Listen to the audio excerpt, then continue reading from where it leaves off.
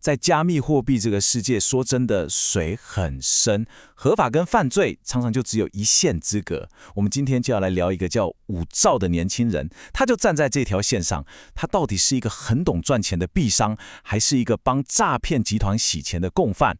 这问题可大了。你想想看，为什么有些人的钱包赚得饱饱的，但这些钱却可能是另外一个人的血泪换来的？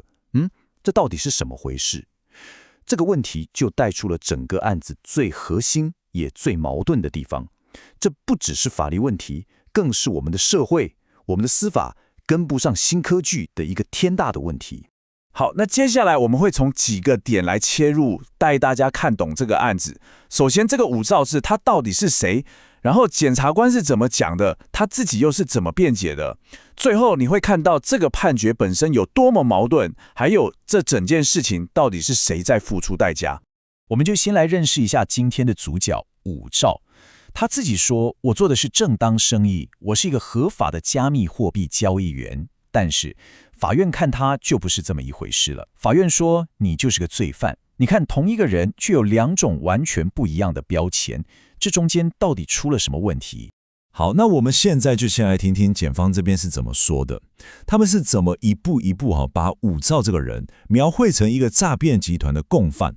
来，大家看这张图，检察官说这就是一条非常典型的洗钱路径。你看哦，第一步，被害人的钱先被骗到人头账户；第二步，这笔钱马上就被转来转去，转了好几手；第三步，这些钱被拿去买一种叫做泰达币的虚拟货币。然后最关键的第四步来咯，这些虚拟货币最后全部都进到了武曌的钱包里。检方认为这一整套操作目的就走一个，把脏钱洗干净，让你根本查不到钱是从哪里来的。为了证明武曌在鬼扯，检方就拉出了几个证据。首先，武曌自己给了警察3个钱包位置，结果一查，在案发那段时间，这3个钱包根本就没有交易记录。再来，他又说他的币是跟一个叫 Arun 的上游买的，结果去查那个 Arun 的钱包，收到的钱也跟他讲的都不拢。最致命的是什么？是检察官翻遍了所有资料，就是找不到任何证据可以证明他真的有在做什么合法的币商生意。所以啦，对检方来讲，结论就很简单啦，就像卷宗里面写的，武曌说自己是什么币商，这根本显不可采。讲白了就是鬼扯淡呐！这一切都只是个幌子，他真正的角色就是在帮诈骗集团洗钱。但是凡事总有另一面嘛，检方是这样讲。那武曌他自己又是怎么说的呢？我们来听听他的说法。你看，这就是双方最大的争议点。左边是武曌的说法，我赚的钱是市场上很正常的买卖价差，但是右边检方直接打脸说，你那才不是什么价差，那是从被害人那里骗来的赃款。所以问题就来了，这笔钱它到底是合法的商业利润，还是帮人家洗钱的服务费？这段话可以说是武曌整个辩护策略的核心。他在法庭上就直接开呛了，宪法保障我的工作权，你们政府该做的是赶快把法规弄好，而不是因为这个行业风险高就不准我做。你听懂他的逻辑了吗？他意思就是说，我是在一个法律的灰色地带工作，如果今天出事了，那是你政府立法太慢的问题，不是我的问题。好，那最后法官是选择相信了检方，判武曌有罪。但你以为事情就这样结束了吗？不，这个判决一下来，反而打开了另一个更麻烦的盒子，引爆了更多更让人头痛的问题。后来武曌当然不服，想申请再审，但是高等法院说你提出的新证据不够力，不准驳回。这个决定下来，就代表法律的大门砰一声关上了，这个案子就这样定谳了，再也没有翻盘的机会。这就当我们看到整个案子最吊诡、最扯的地方。问题可能不只是武曌这个人，更大的问题是出在我们的法律本身。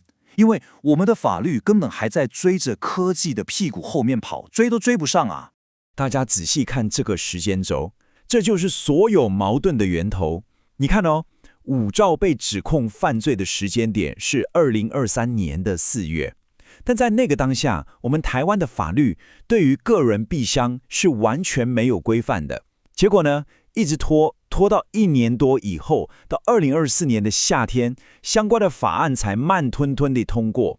这中间这一大段的空窗期，就是最大的问题。最荒谬的是什么，你知道吗？连我们自己的官员都承认，在修法之前，像这种个人避伤的问题，顶多就是行政罚锾、罚钱了事。这代表什么？这代表武造做的这些行为，是在事情发生1年多之后，才被白纸黑字的写进刑法，才变成犯罪。那我就请问，你拿未来的法律去办过去的人，这像话吗？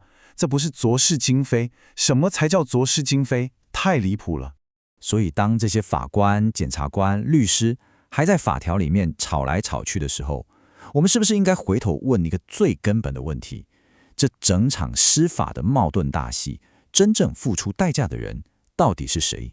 我们真的不能忘记那个被害人呢。他的律师在法庭上讲了一句很心酸的话，他说：“这个女孩子为了还当初被骗的信贷，已经整整1年没有休息过1天。你想想，对她来讲，这才不是什么法律漏洞、科技发展，这些都太遥远了。对她来说，这就是她每天一睁开眼睛就要面对的残酷人生。”所以，我们最后留下这个问题，让大家好好想一想：当科技的发展就像一辆失控的火车往前冲，而我们的法律却像个老爷车在后面慢慢追，这中间撞出来的巨大鸿沟，究竟该由谁的眼泪来填补？